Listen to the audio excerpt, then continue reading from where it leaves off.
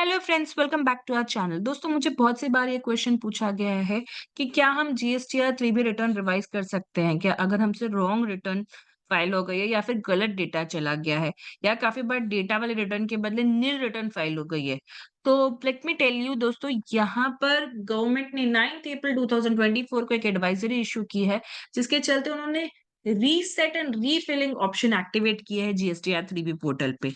दोस्तों, वीडियो में एंड तक बने रहिएगा, क्योंकि ये ऑप्शन क्या है, कैसे एक्टिवेट होगा और कौन से टैक्स पेयर्स के लिए एक्टिवेट होगा, वो हमने पूरी तरह से डिस्कस किया है इस वीडियो में। वीडियो में आगे बढ़ने से पहले अगर आपने मेरे चैनल को अभी तक सब्सक्राइब नहीं किया है, तो प्लीज नीचे दिए गए सब्सक्राइब बटन को प्रेस कीजिएगा। उसके बाजू में एक बेल बटन भी आएगा, उसे भी जरूर प्रेस कीजिएगा, ताकि नेक्स्ट टाइम हम जब भी कोई वीडियो अपलोड करें, तो वो आपको ऑटोमेटिकली नोटिफाई किया जाए। अगर आप हमारे कोई भी कोर्स को आप कोर्स को अप्लाई करना चाहते हैं, जीएसटी कोर्स हो या फाइनेंस रिलेटेड कोर्स हो, तो आप हमारे ईमेल आईडी askSGgupta@gmail.com पे एक ईमेल डाल सकते हैं। मेरी टीम आपसे कनेक्ट करेगी ये कोर्स के बारे में बताने के लिए। तो यहाँ हम डिस्कस कर रहे हैं 9 अप्रैल 2024 को आई हुई एडवाइजरी, जो reset and refiling of GSTR 3B के लिए है। जब हम revision of return revising return कहते हैं, तो रिवाइजिंग ऑफ रिटर्न का मतलब क्या है? एक ओरिजिनल रिटर्न फाइल हुई है एंड और एक दूसरी रिटर्न फाइल की हुई है, जिसे हम रिवाइज रिटर्न कहते हैं। यहाँ पर जीएसटीआर 3B में रिवाइज ऑप्शन नहीं दिया गया है, बल्कि रीसेट एंड रीफिलिंग। रीसेट मतलब क्या? जो आपकी एग्जिस्टिंग रिटर्न थी, उसमें जो डेटा है वो हट जाएगा एंड न्यू डेटा को रीफिल करके वो रिटर्न फाइल की जाएगी। तो यहाँ पर रिविजन ऑप्शन नहीं है, तो कोई दूसरी रिटर्न आपको नहीं फाइल करनी है। जो एग्जिस्टिंग रिटर्न है, उसी का डेटा आपको रीसेट करना है एंड उसे प्रॉपर डेटा के साथ रीफिल करके पोर्टल पे फाइल करना है। सो देखते हैं एडवाइजरी में कौन से टैक्स पेयर्स को कवर किया है एंड कैसे वो ऑप्शन आएगा आपके लिए। सो यहाँ पर उन्होंने क्लियरली लिखा है, this has reference to the facility for refiling of GSTR 3B for some of the taxpayers. तो यहाँ पर क्लियरली दिया है ये कि कुछ ही टैक्स पेयर्स के लिए है, सभी टैक्स पेयर्स के लिए ये ऑप्शन एक्टिवेट नहीं हुआ है।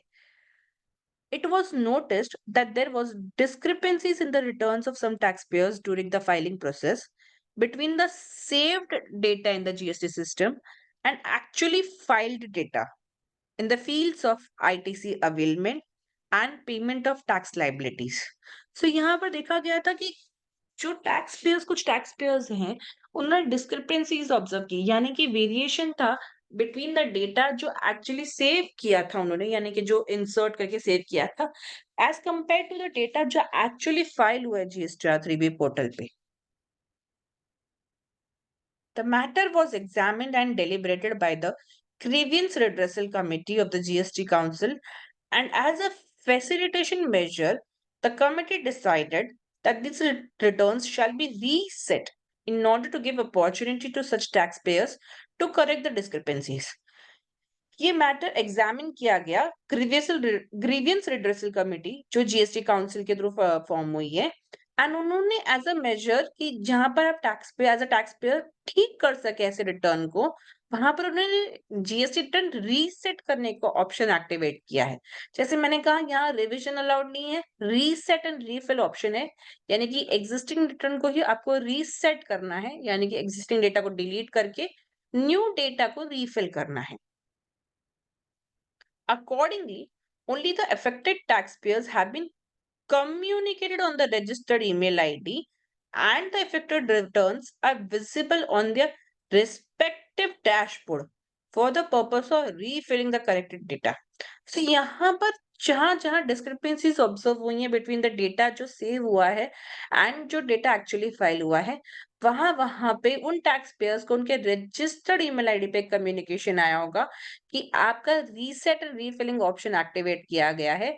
प्लस उनके जो जीएसटी डैशबोर्ड है, वहां पर भी एक ऑप्शन एक्टिवेट किया गया है, जहां से वो रीसेट करके और रीफिल कर सकते हैं अपने जीएसटी या 3B return. The taxpayers who have received such communication are requested to visit their dashboard and refile their GSTR 3B within 15 days of receipt of such communication. वहाँ पर उन्होंने क्लियरली बोला है कि ऐसे टैक्स पेयर्स को जिनको ये कम्युनिकेशन आया है रजिस्टर्ड ईमेल आईडी से, उन्हें इमीडिएटली जाकर अपने डैशबोर्ड पे वो ऑप्शन को देखना एक्टिवेट हुआ है कि नहीं, और 15 दिन के अंदर जो कम्युनिकेशन आया है, उसमें अ, उन्हें ये अपनी जो जीएसटी या 3B रॉन्ग रिटर्न फाइल हुई है, उसे रीसेट करके रीफाइल करना है।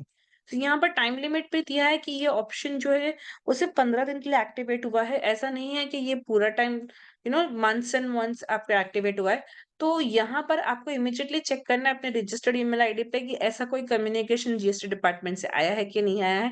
इन केस अगर आप मिस कर रहे हो कोई कम्युनिकेशन देना, तो आप एक बार अपने डैशबोर्ड पे भी चेक कर सकते हैं कि ऐसा कोई ऑप्शन एक्टिवेट हुआ है क्या? अगर एक्टिवेट हुआ है, तो इमीडिएटली जो अपॉर्च्युनिटी दी गई है, उसका फ़ायदा उठाइए एंड जो रिटर्न रॉन्ग फाइल हुई है, उसे रीसेट करके, रीफ़ाइल करके, रीफ़ाइल कर दीजिएगा। अगर मान लीजिए अगर कोई दिक्कत आ रही है, तो आप अपने जुडिशियल टैक्स ऑफिसर के पास अप्रोच कर सकते हैं या फिर ग्रीवेंस पोर्टल पे टिकट रेज़ करके ये क्वेरी को रिज़ॉल्व कर सकते हैं। सो आई होप दोस्तों आपको ये वीडियो क्लियर हुआ हो। अगर इस वीडियो या इस टॉपिक से रिलेटेड कोई भी क्वेरी है, तो आप नीचे डिस्क्रिप्शन बॉक्स में लिख दीजिएगा। मेरी टीम आपको ज़रूर कनेक्ट करके उसे रिवर्ट करेगी। दोस्तों आप हमें यूट्यूब के अलावा लिंक्डइन, फेसबुक, ट्विटर और इंस्टा पे भी फॉलो कर सकते हैं। Thank you.